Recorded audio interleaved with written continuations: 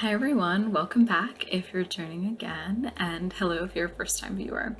My name is Sasa Vann. I'm a certified rehabilitation counselor and currently a practicum therapist working on my doctoral degree in counseling psychology. Something that I really missed in 2020 and want to bring back for 2021 is being able to volunteer with others. It made me feel pretty disconnected from my community when I wasn't able to do some of the more hands-on volunteer work that I really enjoyed. And having that disconnection is something that I'm hoping to bring back, to reconnect with folks in 2021. And so switching to a virtual format of volunteering is quite different, but likely the safest option for most of us right now. And I know you might be thinking that time away from technology is more of what you were looking for. That boots on the ground, sort of in the streets, volunteering might not be the option for everyone. And so if you're looking for something that you can do virtually, this video might be useful to you. I will say that that feeling of energy, whatever it might be that you got from volunteering, might not be completely remastered through the virtual space, but I think our efforts are still so essential and needed at this time. So anything absolutely helps. I also want to acknowledge for those like myself who are essential workers, you may not have the emotional or physical capacity to do any sort of volunteering at this time, and that makes sense. And that's okay. A lot of people in the beginning of the pandemic in February and March were making these really lofty goals to learn new languages and get out and explore and just take on so much. But we were all really, really tired and are still tired.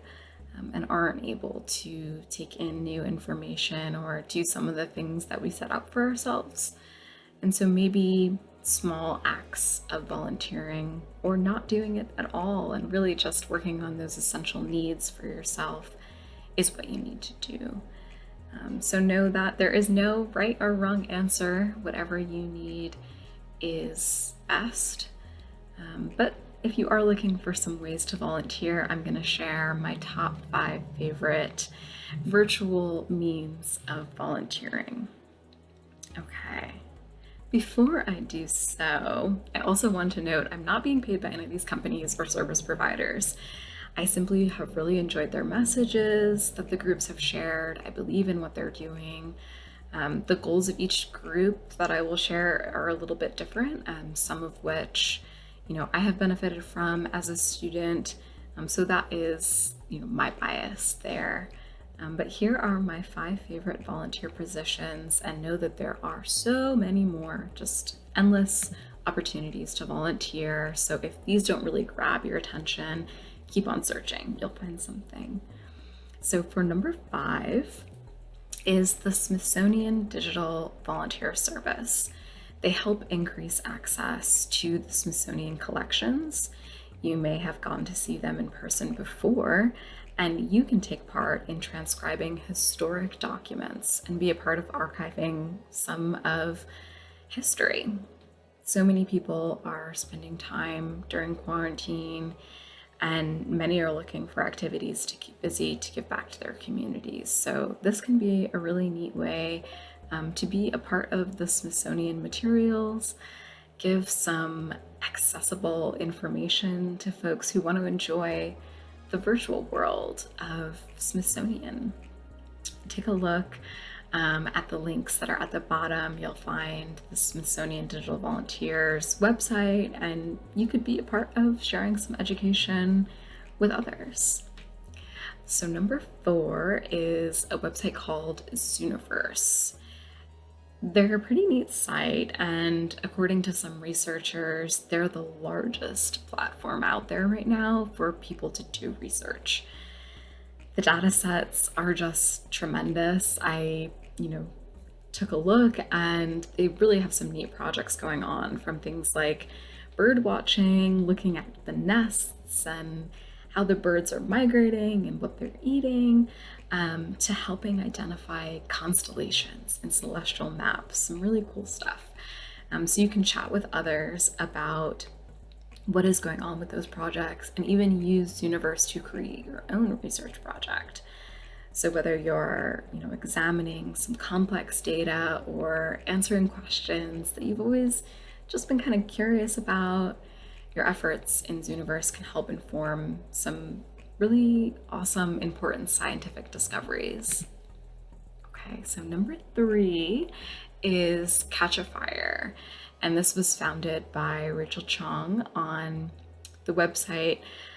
You can, as a volunteer, search through tons of volunteer opportunities, which could be anywhere from just a single hour of volunteer service to up to 3-4 weeks worth of service. And so it's a pretty comprehensive website, not necessarily a specific type of volunteering that you would be doing there, more going to that website to find a project. Or if you have a project going on, you're building a deck or doing something for your community where you want to get people to volunteer for it, you can post it onto that site as well.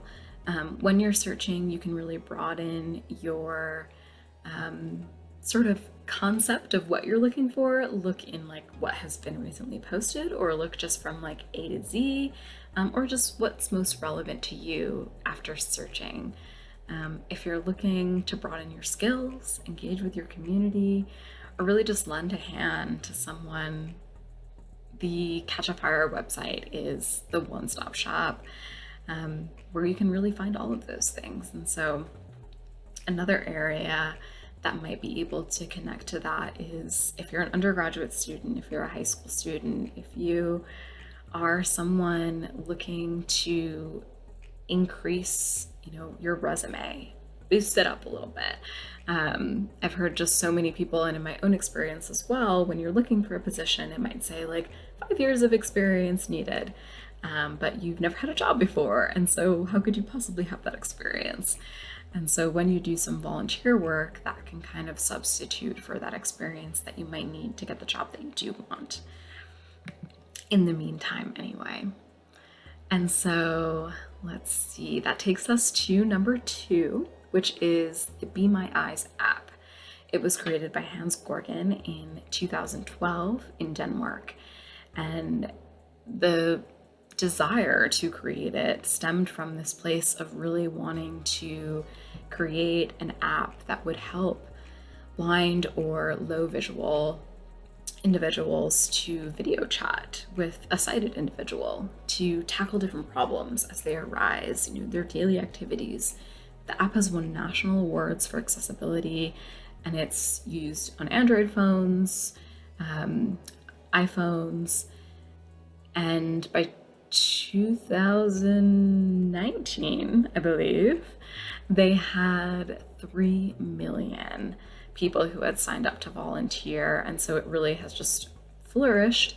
And as a volunteer, you would need access to a device that does have a camera. So you would literally be like on your phone and need to pull up your camera, be chatting, video chatting with someone.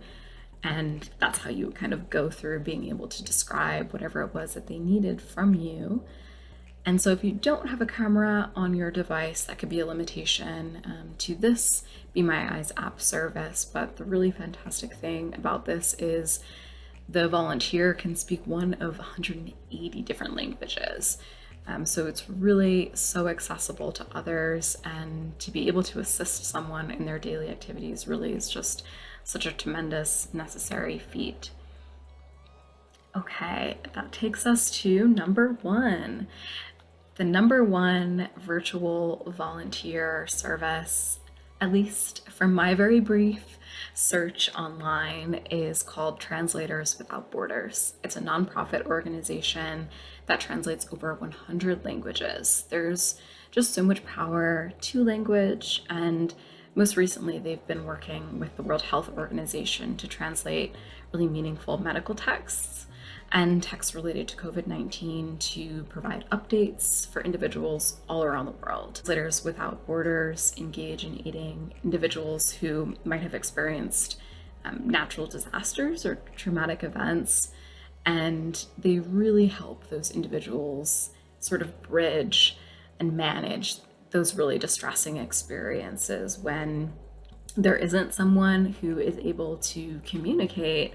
It can be just so uncomfortable and so anxiety provoking to not know how you can help yourself or how you can help your family. And so when you do have someone who is able to translate that language, their needs can be met, their well-being can be increased. And then there's this other really broad and important part of Translators Without Borders that is, encouraging the use of maintaining someone's language. A lot of languages have been suppressed or eliminated altogether. We want to ensure that the languages do not get diminished. Whichever area you decide to take on, continue to learn about yourselves and how your actions impact others. Thank you so much for listening. Until next time, my name is Sasha, and you can make a difference.